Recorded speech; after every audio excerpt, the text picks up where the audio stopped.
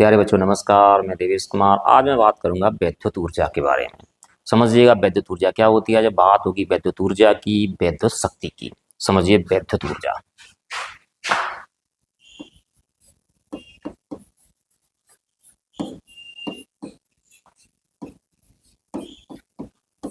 वैद्युत ऊर्जा समझना आप। जैसे जी हमारे पास एक चालक तार है,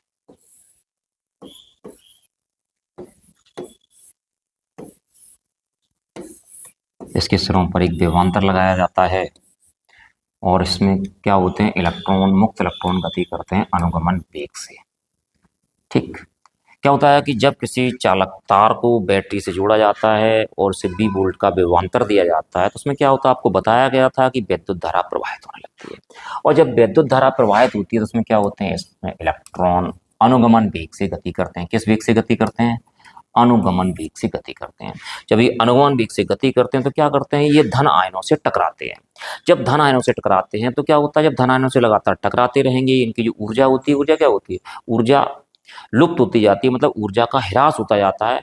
तो अब तार में क्या होता है, तार में धारा को बनाए रखने के लिए क्या होता है, बैटरी से एक अतिरिक्त ऊर्जा ली जाती है और बैटरी से अतिरिक्त ऊर्जा ली जाती है, इससे कि तार में धारा प्रवाहित होती रहती है। इससे कि धीमे धीमे क्या होता है, धीमे धीमे तार गर्म हो जाता है। इस प्रकार जो ऊर्जा होती है वो किसके रूप में कन्वर्ट हो जाती है, वो ऊष्मा के रूप में कन्वर्ट होती रहती है। माना किसी तार में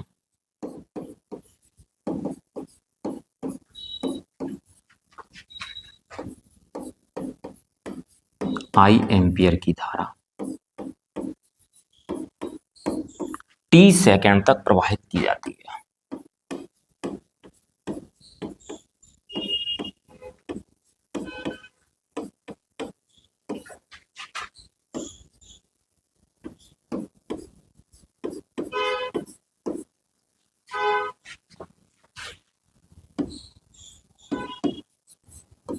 तार के सिरों पर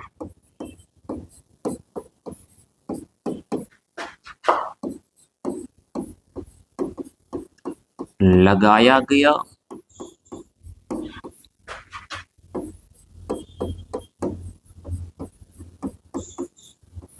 विभवांतर भी है।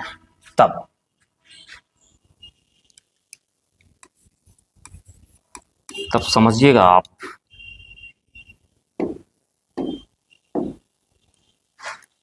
तब तार में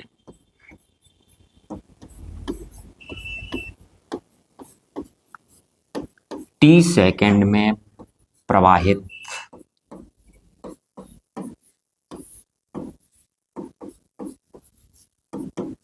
आवेश। अच्छा, आवेश Q बराबर क्या होता है? आवेश Q बराबर होता है IT। आपने अच्छे से पढ़ा है। तो प्रवाहित आवेश Q इज इक्वल टू हमारे पास कितना हो जाएगा, IT। इक्वेशन नंबर हमारे पास कौन सा रहेगा, ये फर्स्ट रहेगा। तब देखिएगा आप, Q कूलाम आवेश को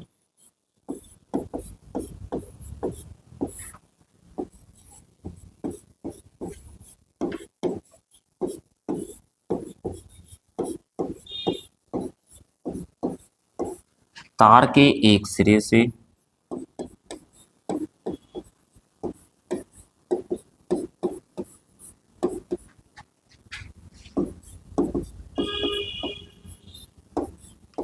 दूसरे सिरे तक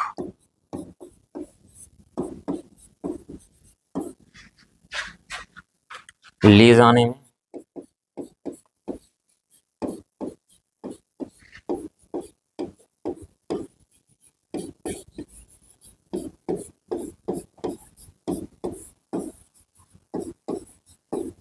किया गया कार्य। अच्छा, कार्य बराबर क्या होता है, W is equal to VQ होता है। तो कार्य हमारे पास कितना हो जाएगा, कार्य हो जाएगा W is equal to VQ। But Q is equal to हमारे पास कितना है, IT है। तो Q इज इक्वल टू हमारे पास कितना रहा, IT। तो Q का मान रख देंगे तो हमारे पास क्या हो जाएगा, W is equal to BQ था, तो हमारे पास क्या रहा, VIT। तो ये हमारे पास क्या निकल के आ गया, कार्य निकल के आ गया।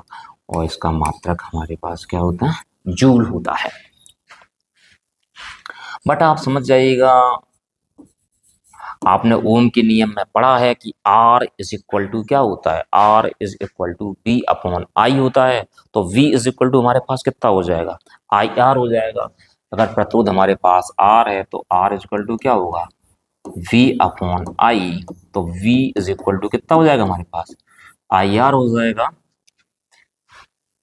इसको हमने इक्वेशन नंबर दे दिया सेकेंड। तो ये वैल्यू हम उठाई किस में रख देते हैं, ये वैल्यू उठा के रख देते हैं पुट इनटू इक्वेशन सेकेंड में रख देते हैं। तो सेकेंड में जब ये वैल्यू रखी जाएगी हमारे पास, तो W is equal to V के स्थान पे कितना हो जाएगा, IR हो जाएगा। तो IR into I into T। तो W इज इक्वल टू हमारे पास I स्क्वायर RT, और ये भी हमारे पास किस में रहेगा, जूल में रहेगा। तो कार्य और ऊर्जा का मात्रक क्या होता है, जूल होता है। Equation number third. But I is equal to क्या होता है, V अपॉन R होता है। इसको हम रख देंगे पुट इनटू इक्वेशन थर्ड में रख देंगे। तो I is equal to V upon R। तो W इज इक्वल टू हमारे पास V अपॉन R का होल स्क्वायर, और इनटू हमारे पास क्या रहा R, और इधर हमारे पास क्या रहा T। तो W इज इक्वल टू हमारे पास रहा V square upon R square into R into हमारे पास कितना रहा T। R से क्या होगा, R से एक स्क्वायर कट जाएगा। तो हमारे पास W इज इक्वल टू निकल के आया V square T upon R, और इसका मात्रक क्या रहेगा, इसका मात्रक भी हमारे पास क्या रहेगा, जूल। क्योंकि हमें पता है कि एक कैलोरी बराबर कितना होता है, एक कैलोरी इज इक्वल टू होता है 4.18 या 4.2 जूल, जो भी दिया गया। तो सामान्यतः हम क्या करते हैं 4.18 जूल, या कहीं कहीं पे होता है हमारे पास 4.2 जूल। अगर हम देखें तार में T सेकेंड में उत्पन्न ऊष्मा, तार में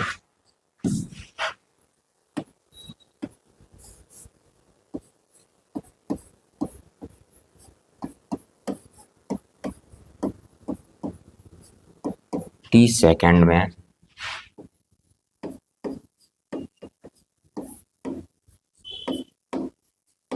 उत्पन्न ऊष्मा, तो H इज इक्वल टू हमारे पास क्या हो जाएगा, H इज इक्वल टू हो जाएगा W अपॉन 4.2। अब ये किस में आएगा, अब ये हमारे पास आएगा कैलोरी में। H इज इक्वल टू हमारे पास कितना रहा, W अपॉन 4.2। इधर देखो, अब W के वैल्यू रखते हैं। W बराबर पहले हमारे पास कितना था, देखिएगा BIT था, फिर I स्क्वायर RT था, फिर B स्क्वायर T था। तो W इज इक्वल टू हमारे पास कितना रहेगा, BIT अपॉन 4 जूल। एक तो ये रहेगा। B बराबर हमने IR लगाया था, तो I स्क्वायर RT हो गया था। तो H equal to W value एक और कौन सी थी, W की वैल्यू एक वैल्यू थी I स्क्वायर RT। तो हमारे पास क्या रहेगा, H is equal two joule का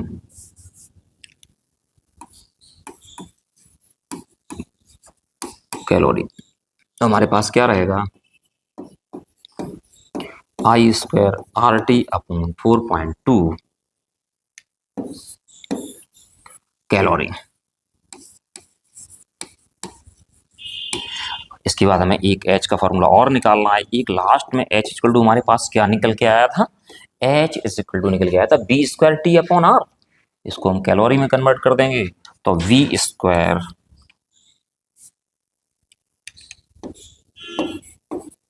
T अपॉन 4.2 R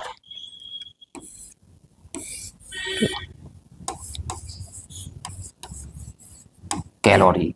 तो सीधी सी बात है, पहले हम क्या करते हैं, ऊर्जा निकाल लेते हैं। ऊर्जा हमारी किस में निकलती है, जूल में निकलती है। अगर ऊर्जा को हम किस में बदलना चाहते हैं, ऊष्मा बदलना चाहते हैं, तो किस में बदलेंगे, हम जूल को कैलोरी में बदलेंगे। और जूल को कैलोरी में बदलने के लिए क्या करते हैं, 4.2 का डिवाइड कर देते हैं। तो सीधी सी बात, हमारे पास एक एच निकल के आया BIT अपॉन 4.2 कैलोरी, दूसरा आया I² RT अपॉन 4.2 कैलोरी, तीसरा आया H=B² T अपॉन 4.2 R। चलो अब बात करते हैं वैद्युत शक्ति पर। वैद्युत शक्ति,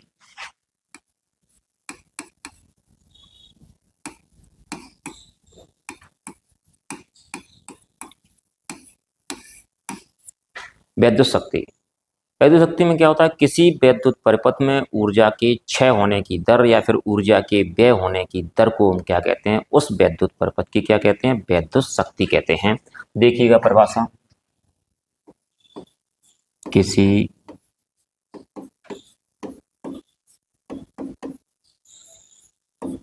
वैद्युत परिपथ में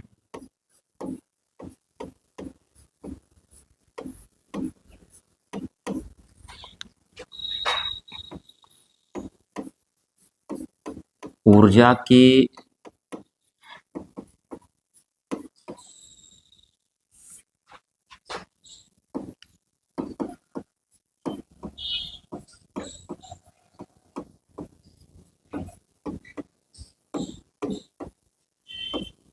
क्षय होने की दर को उस परिपथ की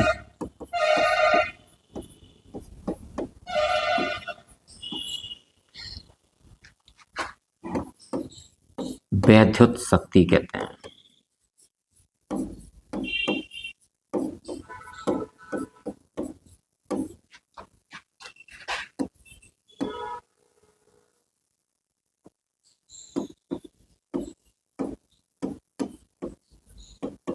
इसे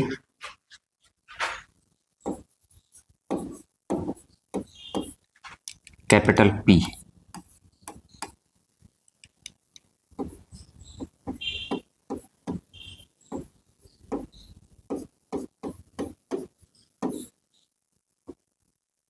प्रदर्शित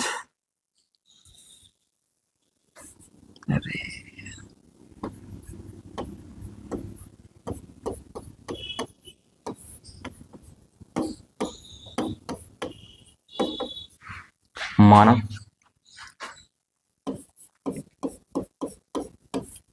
किसी परिपथ में, किसी वैद्युत परिपथ में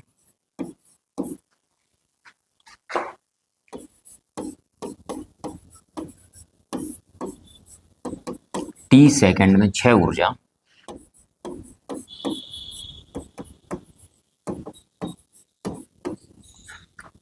या कार्य हमारे पास, ऊर्जा कितनी है हमारे पास, W है। तब वैद्युत शक्ति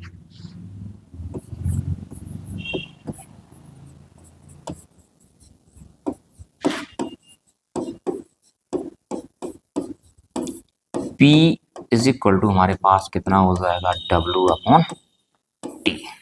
अभी आपने पीछे पढ़ा है कि W क्या होता है, BQ होता है और Q=IT होता है। बेटा हमारे पास क्या होता है, W होता है VQ और Q हमारे पास क्या होता है, IT। इट मीन्स W कितना हो जाएगा, W हो जाएगा V और Q की वैल्यू हमारे पास कितनी रहेगी, IT।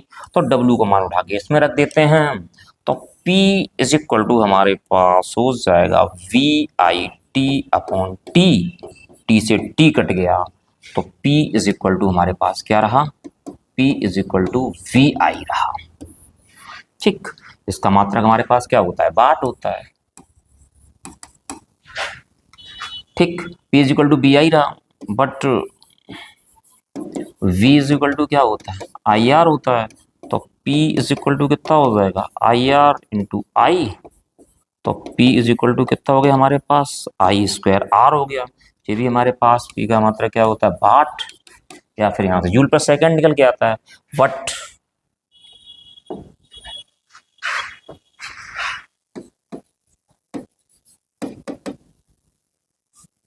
I क्या होता है, V/R होता है। तो P इज इक्वल टू आई के स्थान पे कितना लग जाएगा, हमारे पास आई स्क्वायर आर है, तो आई के स्थान पे कितना V अपॉन आर का होल स्क्वायर, और आई स्क्वायर आर बचा हमारे पास, तो P is equal to V square upon R square into R, R से स्क्वायर चला गया, तो P इज इक्वल टू हमारे पास बचा P स्क्वायर अपॉन आर। तो ये हमारे पास तीन फॉर्मूले निकल के आ गए। किसके निकल के आ गए, एक तो शक्ति का ये रहा P is equal to V square upon R watt, दूसरा रहा हमारे पास P is equal to I square R और P is equal to V upon I. अब देखते हैं इसका मात्रक कैसे निकाला जाता है। इधर देखते हैं P का मात्रक और विमीय सूत्र राशि कैसी है। ये P का मात्रक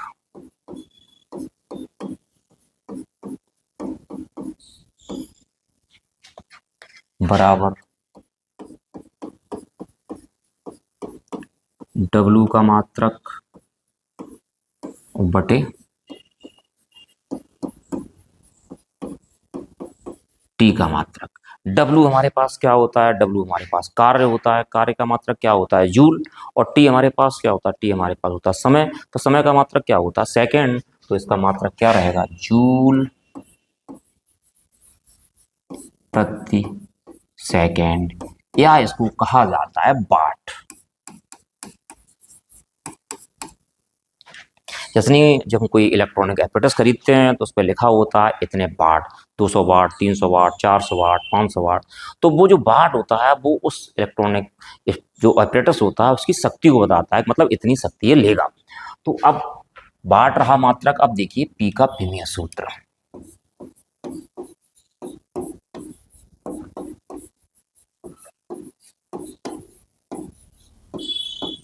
पी का विमीय सूत्र बराबर हमारे पास क्या रहेगा, डब्लू का विमीय सूत्र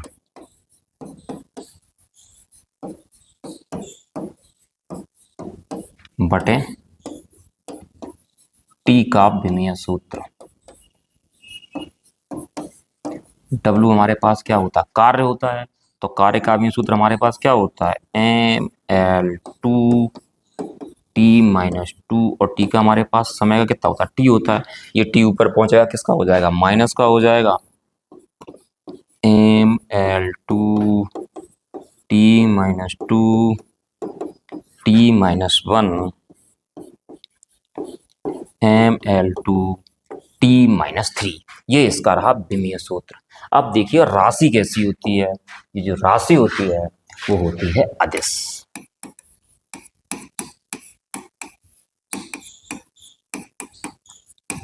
राशि कैसी होती है अदिश। आप समझ जाइएगा कि विद्युत शक्ति क्या होती है। किसी विद्युत परिपथ में ऊर्जा के क्षय होने की दर या फिर व्यय होने की दर को उस विद्युत परिपथ की क्या कहते हैं, विद्युत शक्ति कहते हैं। इसे कैपिटल P से प्रदर्शित करते हैं।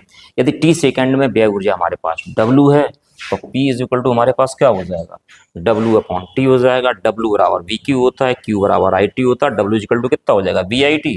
हम मान रख देंगे P इक्वल टू VI निकल के आ जाएगा, V की वैल्यू रख दी जाएगी तो P equal to I square R निकल के आ जाएगा। फिर हम क्या करते हैं आई की वैल्यू रख देते हैं, P का मान निकल के आ जाता है। P का मात्रक बराबर W का मात्रक बटे T का मात्रक जूल प्रति सेकंड, या फिर हमारे पास क्या हो गया वाट। P का विमीय सूत्र मतलब W का विमीय सूत्र बटे T का विमीय सूत्र। W कार्य होता है तो कार्य का विमीय सूत्र क्या होता है ml2 T minus two upon T ऊपर पहुंच जाएगा माइनस का हो जाएगा ml2 T माइनस थ्री। और राशि कैसी होती है, राशि होती है अदिश।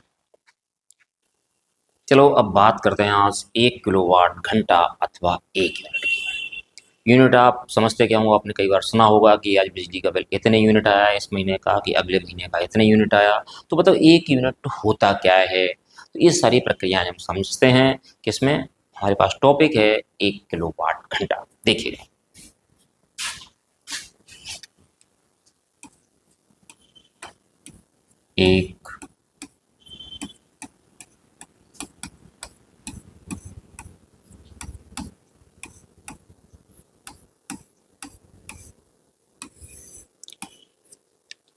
1 किलोवाट घंटा। 1 किलोवाट घंटा क्या होता है कि 1 किलोवाट घंटा वह विद्युत ऊर्जा है जो किसी 1 किलोवाट विद्युत शक्ति वाली परिपथ में 1 घंटे में व्यय हो जाती है। क्या कहलाती है? 1 किलोवाट घंटा या फिर 1 यूनिट कहलाती है। एक ये परिभाषा, 1 किलोवाट घंटा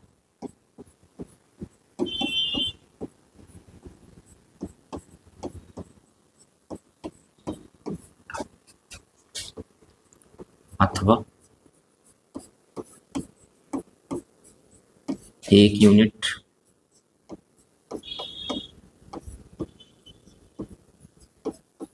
ऊर्जा की वह मात्रा है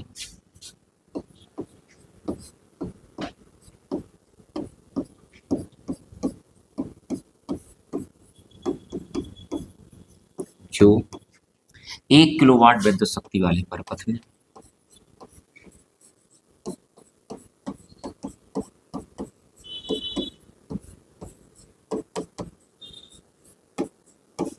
विद्युत शक्ति वाले परिपथ में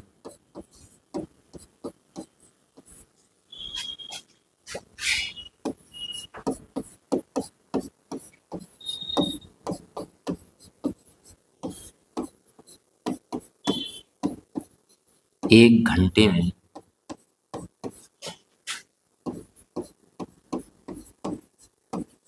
व्यय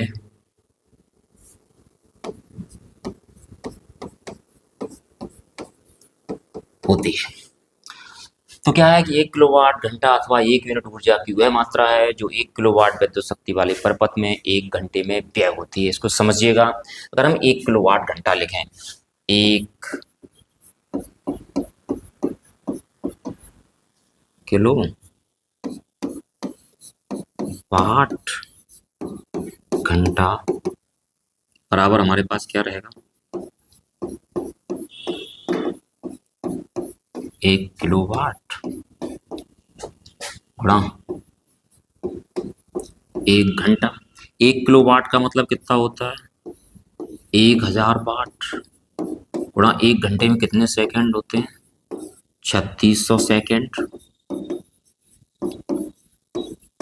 तो हमारे पास कितना हो जाएगा? हमारे पास हो जाएगा 3600 गुणा 1000 वाट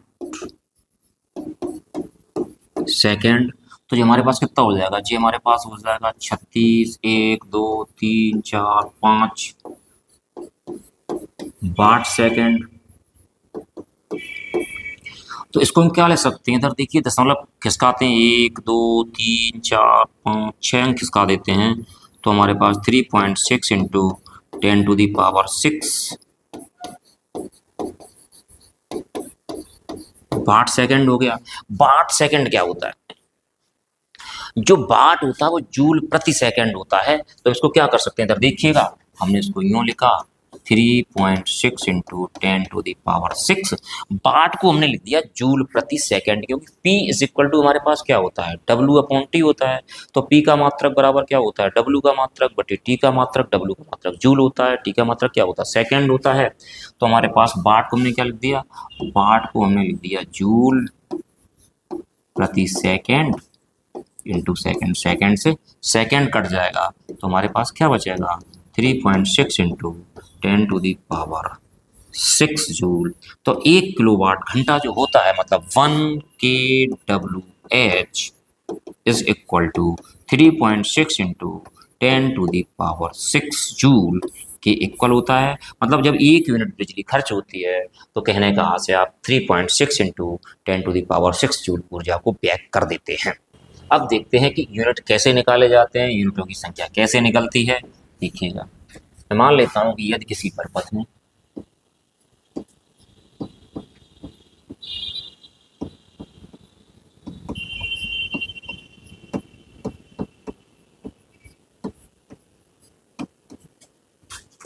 V वोल्ट पर धारा I T घंटे तक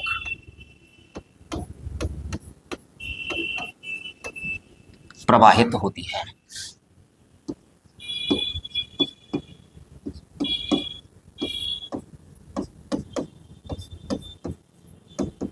तब परिपथ में क्षय ऊर्जा या फिर व्यय ऊर्जा। व्यय ऊर्जा बराबर, इधर देखिएगा, आप समझिएगा, हमारे पास P इज इक्वल टू, हमारे पास क्या होता है, P is equal to W upon T होता है। तो W इज इक्वल टू कितना हो जाएगा, W इज इक्वल टू हो जाएगा P इंटू टी। डब्ल्यू हमारे पास क्या रही, ऊर्जा रही, और P हमारे पास क्या रही, शक्ति रही, और T हमारे पास क्या रहा, समय रहा। तो वैद्युत ऊर्जा बराबर क्या रहेगा, वैद्युत शक्ति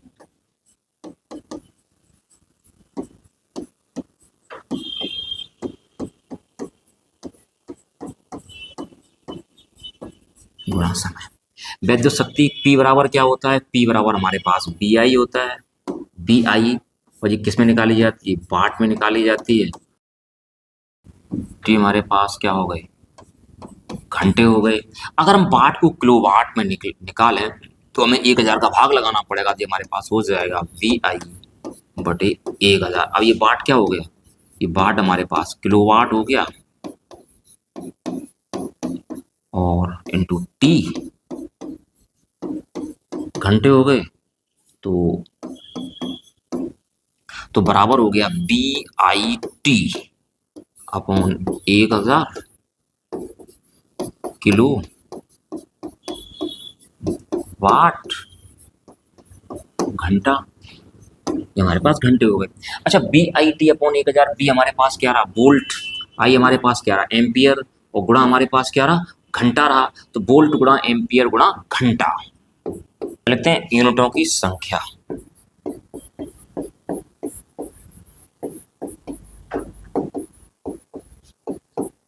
वोल्ट गुणा एम्पियर गुणा घंटा बटे हमारे पास क्या रहा, 1000। वोल्ट इंटू एम्पियर हमारे पास क्या होता, वाट होता है। तो यूनिटों की संख्या बराबर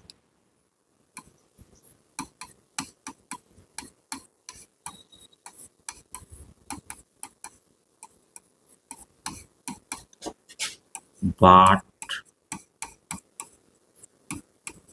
गुणा घंटा बटे हमारे पास क्या रहेगा, 1000 रहेगा। इस प्रकार से हम यूनिटों की संख्या निकालेंगे। चलो एक क्वेश्चन देखते हैं, यूनिटों की संख्या कैसे निकालते हैं। मैं मान लेता हूं कि बल्ब है जो 100 वाट का है। कितने वाट का है, 100 वाट का एक बल्ब है। प्रतिदिन 8 घंटे जलाया जाता है। कितने घंटे जलाया जाता है, 8 घंटे जलाया जाता है। तो वो एक महीने में कितने यूनिट बना के तैयार करेगा, कितने दिन में, 30 दिन में। तो हमारे पास जो यूनिटों की संख्या होगी वो वाट गुणा घंटा। वाट हमारे पास कितने हैं, 100। घंटा हमारे पास कितने हैं, एक दिन में कितना जलता है, एक दिन में जलता है 8 घंटे। तो 30 दिन में कितना जल जाएगा, 30 गुणा 8 जल जाएगा। तो हमारे पास 100 गुणा 30 गुणा 8 बटे हमारे पास कितना हो गया, 1000। जीरो से जीरो चला गया, जीरो से जीरो चला गया, जीरो से जीरो चला गया, हमारे पास क्या बचा, 3 गुणा 8, मतलब कितना हो गया हमारे पास, 24 यूनिट। हम इस प्रकार निकालते हैं, जैसे कि हमारे पास क्या है, यहाँ पे एक बल्ब है, कितने वाट का है, 100 वाट का है, और कितने घंटे प्रतिदिन जलता है, 8 घंटे प्रतिदिन जलता है। तो 30 दिन में वो कितने यूनिट खर्च कर पाएगा, मतलब कितने यूनिट बन पाएंगे। तो यूनिटों की संख्या बराबर क्या होता है, वाट गुणा घंटा।